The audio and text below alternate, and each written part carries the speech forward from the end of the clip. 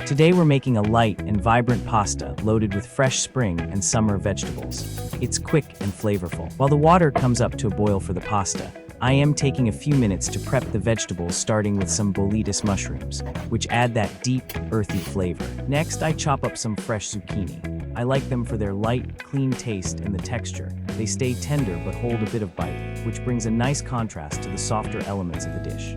Then onto the eggplant. I cut it into small cubes so it cooks evenly. Eggplant has a way of absorbing flavor like a sponge, and when it's lightly cooked, it adds a rich, velvety feel that makes everything more satisfying.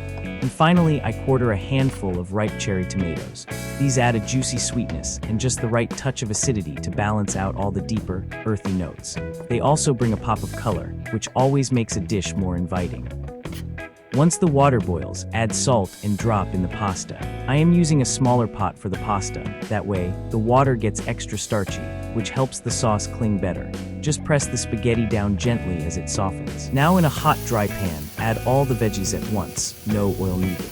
Season generously with salt and a bit of pepper, and give everything a good stir to coat. The natural moisture in the mushrooms, zucchini, eggplant, and tomatoes helps them cook down beautifully. Let them sizzle on medium-high heat, stirring occasionally so they don't stick. You want them to soften and release their juices, but still keep a bit of bite, that perfect tender crisp texture after about 6 to 8 minutes. Then I take them out of the pan and set them aside for a moment. This is what I love about this dish, a simple mix of seasonal vegetables, fresh, vibrant, and full of flavor. Now I pour in about 2 ladles of that starchy pasta water. It's what brings everything together later. Then I drizzle in a couple tablespoons of olive oil, and as it starts to simmer, they blend into a silky base for our sauce. Next, I sprinkle in some chili flakes, just enough to give it a subtle kick, but that's totally optional. Then in goes the garlic, and I let it all simmer gently for a minute or two.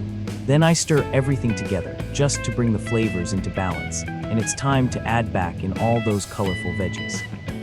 I give everything a quick mix first, then season with a bit more salt, just enough to adjust the flavor to your taste.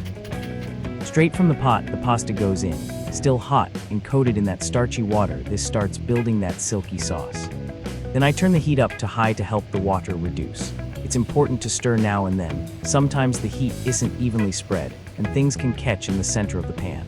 We keep it going just until the sauce thickens up nicely. I turn off the heat, grate in some Parmigiano. You can use a vegetarian one or just skip it, and finish with a handful of fresh parsley for a pop of color and a touch of freshness. Now I give everything a good final mix, making sure the sauce wraps around every strand.